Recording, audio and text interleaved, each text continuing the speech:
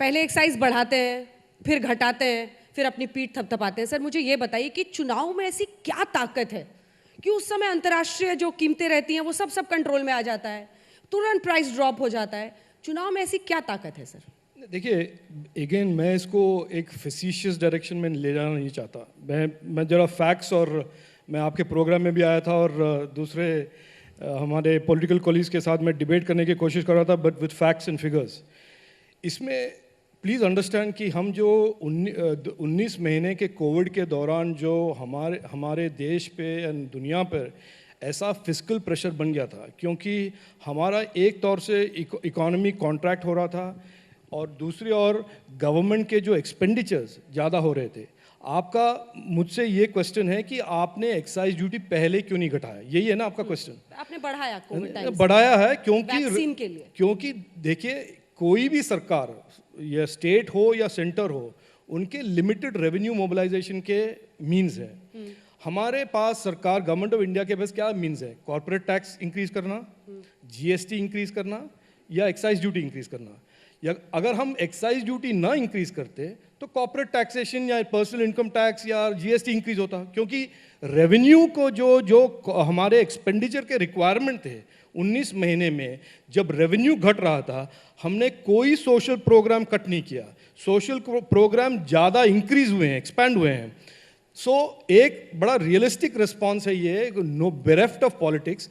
जब कोई भी सरकार is faced with economic contraction on one hand and expenditure expansion on the other hand, as is the case during a pandemic, तभी उनको maximum revenue realisation के लिए जो भी उपाय हैं वो करेंगे। एक दूसरा, ये जो कहते हैं ना तिजोरी में डाला है पैसा, ये कोई भाई भतीजे के घर पे तो नहीं गया पैसा। पैसा has been realised by the government and spent for the benefit of the common man. तो मैं ये क्लैरिफाई कर दूं, जो भी पैसा नरेंद्र मोदी जी सरकार रियलाइज करते हैं वो इंफ्रास्ट्रक्चर स्पेंडिंग, सोशल प्रोग्राम्स, गरीब के लिए कल्याण, ऐसे प्रोग्राम में directed, corruption free, responsively it is spend.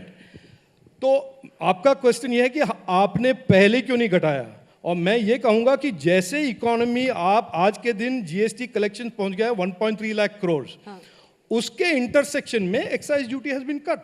जब natural organic revenues are growing, economy is bouncing back, तब हमने एक्साइज ड्यूटी घटाई। कोइंसिडेंस है कि यूपी में चुनाव है इस टाइम? नहीं, ये देखिए, आपके नैरेटिव में आपको लिंक करना ही है तो आप लिंक कर लीजिए जीएसटी रेवेन्यू ग्रोथ को भी यूपी इलेक्शन से। लेकिन चलिए सर, एक जो उन्होंने डीमोनेटाइजेशन का जिक्र किया, उस पर एक रिस्पॉन्स आपसे ले रही हूँ, फिर मनीष जी आ रही हूँ। वो एक इंपॉर्टेंट लिंक है, क्योंकि उसके बाद जो इकोनॉमी ने एक डिप देखा, तो सर प्री कोविड भी 2020 में भी ग्रोथ की क्या रफ्तार थी?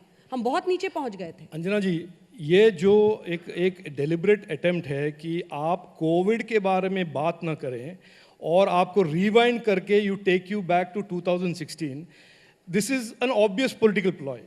इसमें कितना ट्रैक्शन मिलेगा नहीं मिलेगा वो तो वोटर्स बताएंगे। आज के दिन में हमारा economic situation has been impacted by the most disruptive, once in a lifetime global pandemic which is the coronavirus. उसके बेसिस पे, उसके कॉन्टेक्स्ट में हमारे परफॉर्मेंस को आप मेजर कीजिए। और बाय द वे, आप कंपेयर कीजिए 2008 में इन्होंने जो छोटा मोटा ग्लोबल फाइनेंशियल क्राइसिस के बाद इनका स्टिमुलस पैकेज वगैरह, और देश का क्या हाल हुआ था 9, 10, 11, 12 में, आप कंपेयर कीजिए कि 2019 के बाद, 19 महीने के इस कोविड के बाद, जब हम, India is the largest recipient of FDI, is the only country जहां पे 10% का ग्रोथ आ रहा है। आप कंपेयर कीजिए कि 2008 के इनके स्टिमुलस पैकेज के बाद देश का क्या हालत हुआ था, एंड उस पर डिबेट करेंगे हम। सर, इस पर आपका रिस्पॉन्स?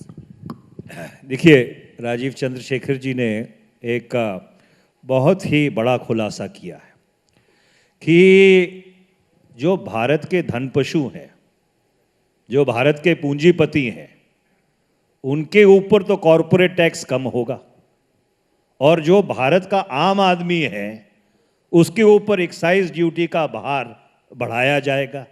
ये जो विकृत मानसिकता है, जो विकृत आर्थिक सोच है इस सरकार की, वो इससे प्रदर्शित होती है कि जो व्यक्ति या जो कंपनी पैसा दे सकती है उससे तो आप पैसा वसूलेंगे नहीं, उसका कॉरपोरेट टैक्स 30% से घटाकर 31% से घटाकर आप 20% करेंगे। और जो आम आदमी है, जो इस कोविड-19 की महामारी के नीचे दबा हुआ है, उसके ऊपर, उसके पेट्रोल के ऊपर, उसके डीजल के ऊपर, उसके केरोसिन के ऊपर आप एक्साइज ड्यूटी बढ़ाते जाएंगे। और एक मिनट अंजना जी, मैं अपनी बात समाप्त कर लूं।